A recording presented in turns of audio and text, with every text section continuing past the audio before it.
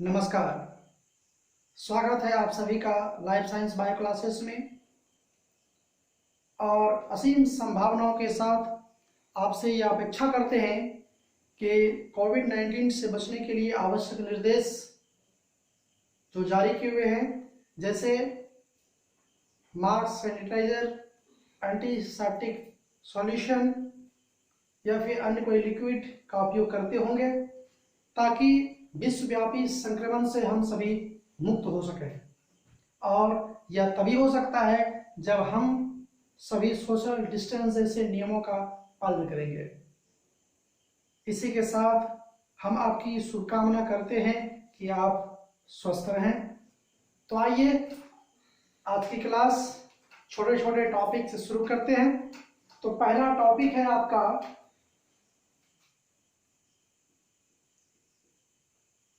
Pollen bank.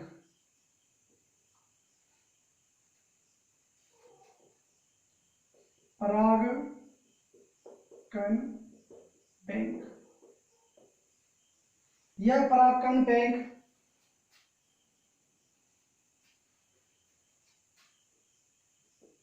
परागकणों को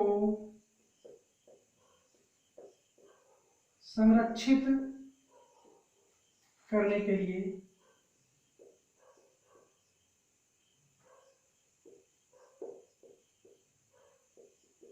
लिए होता है। यह पोलन बैंक जो है परागकणों को संरक्षित करने के लिए होता है, जिसमें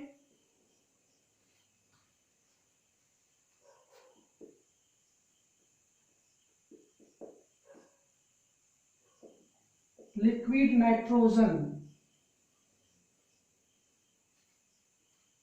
नाइट्रोजन का उपयोग किया जाता है। संरक्षण के लिए लिक्विड नाइट्रोजन का उपयोग किया जाता है, वो भी इसलिए ताकि इसका जो एक निर्धारित न्यूनतम तापमान होती है वह 196 सेंटीग्रेड जो होती है, यहाँ तक उसको लाया जा सके। मुख्य रूप से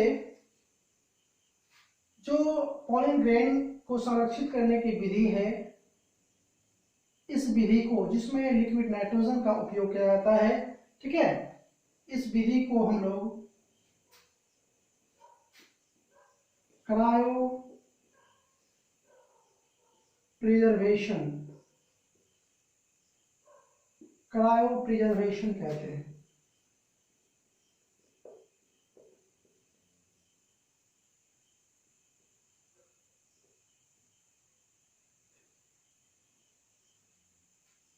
क्या कहते हैं उसको? क्रायो प्रिजर्वेशन कहते हैं। तो इसमें इसके अलावा इस विधि का क्रायो प्रिजर्वेशन विधि का उपयोग जो है, कई बार ये ऑब्जेक्टिव पूछ भी चुका है, ठीक है, आपके टेस्ट एग्जाम में पूछा है, फाइनल एग्जाम में पूछा है कि स्पर्म सेल को या फिर एग सेल को, जिसको हम लोग या फिर आप कह सकते हैं गैमीट को कहाँ संरक्षित किया जाता है या किस विधि से संरक्षित किया जाता है, तो वह आपका क्या है? Cryo preservation. इसके बाद दूसरा टॉपिक है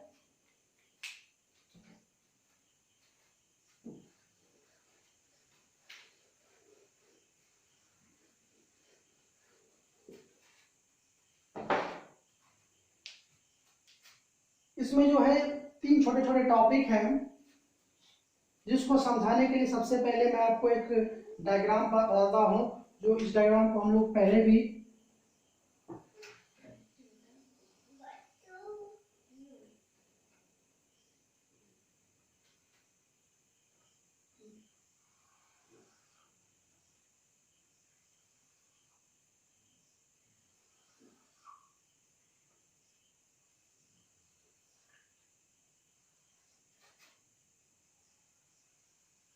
ये डायग्राम है आप लोगों का।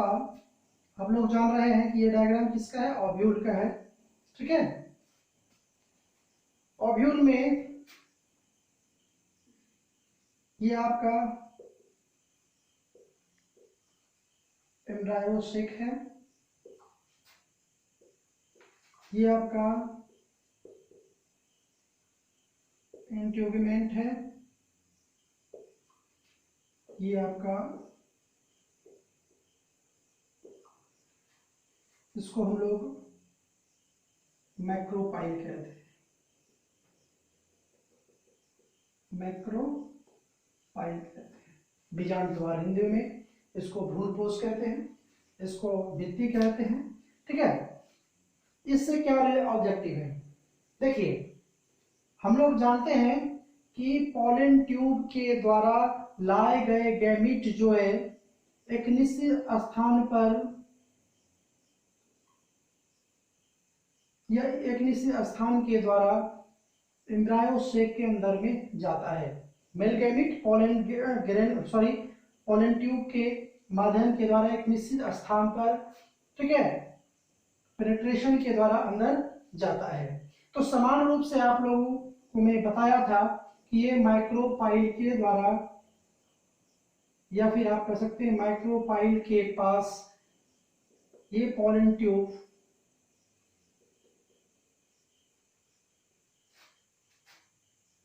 हिंदी में इसको पराग नली कह सकते हैं। इस माइक्रोपाइल के पास क्या होता है, पेनिट्रेट कर करके और मेल गैमीट को अंदर विस्थापित करता है। तो विस्थापन की यह जो प्रक्रिया होती है, मतलब माइक्रोपाइल के पास पॉलन ट्यूब जो पेनिट्रेट करके या छेद करके मेल गैमीट को अंदर विस्थापित करता है, इसको पोरोगेमी कहा जाता है। क्या कहा जाता है, पोरोगेमी। अगर यही प्रक्रिया पेनिट्रेशन की यही प्रक्रिया पॉलन ट्यूब के द्वारा पेनिट्रेशन की प्रक्रिया या इस छेद करने की प्रक्रिया जिसके द्वारा मेल गैमीट एम्ब्रायो सेक में जाता है, अगर इंट्यूबमेंट पर होती है, ये जो जिस तरह यहाँ पोरोगेमी होगा, इसी तरह यहाँ पर मेसोगेमी कहलाता है। सीधा कहिए, जब पॉलन ट्यूब इंट्यूबमेंट को विभेदित कर मेल गैमीट को अंदर विस्थापित करता है या फर्टिलाइजेशन में मदद करता है, उस प्रक्रिया को कहते हैं मेसोगेमी कहते हैं। ठीक उसी प्रकार अगर पेनिट्रेशन की प्रक्रिया, विभेदन की प्रक्रिया, विच्छेदन की प्रक्रिया अगर स्लेजल साइट्स में होती है, यहां पर होती है, तो यहां आपको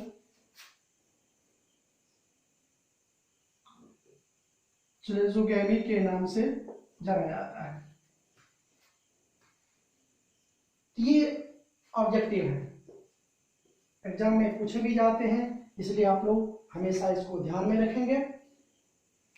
इसी से रिलेटेड एक वर्ड और है, इसको हम लोग देख लेते हैं।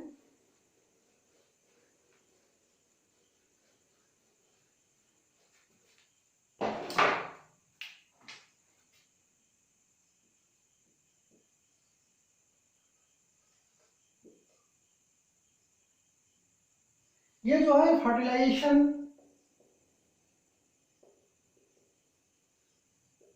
के दौरान होता है। कब होता है, फर्टिलाइजेशन के दौरान। फर्टिलाइजेशन में क्या होता है, फ्यूजन होती है। किसका होता है, फ्यूजन होता है, किसका, मेल और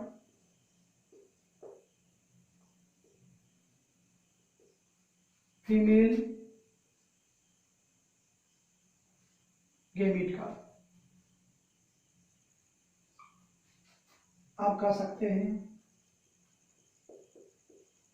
दो न्यूक्लियाई का, केंद्रक का,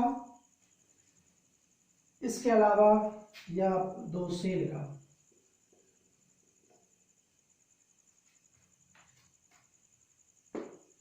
इसके लिए प्रजनन के लिए,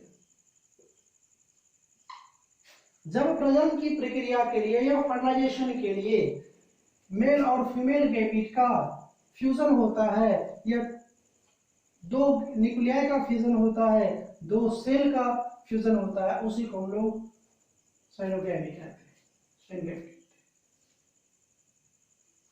हमें लगता है कि आप लोग समझ गए होंगे। इसके अलावा और भी बहुत सारे छोटे छोटे टॉपिक हैं, लेकिन हम चाहते हैं कि नेक्स्ट चैप्टर जो है उसको हम लोग शुरू करें, जो अगले क्लास से शुरू होगी। और ये आप लोगों से विशेष रूप से ये कहना चाहेंगे, अगर इसमें किसी प्रकार की प्रॉब्लम होती है या आप लोगों को समझ में नहीं आती है तो आप कमेंट जरूर करें, ताकि मैं और अच्छा से अच्छा आप लोगों को समझा सकें, बता सकें। इसी के साथ आज की क्लास को यहीं समाप्त करते हैं। धन्यवाद।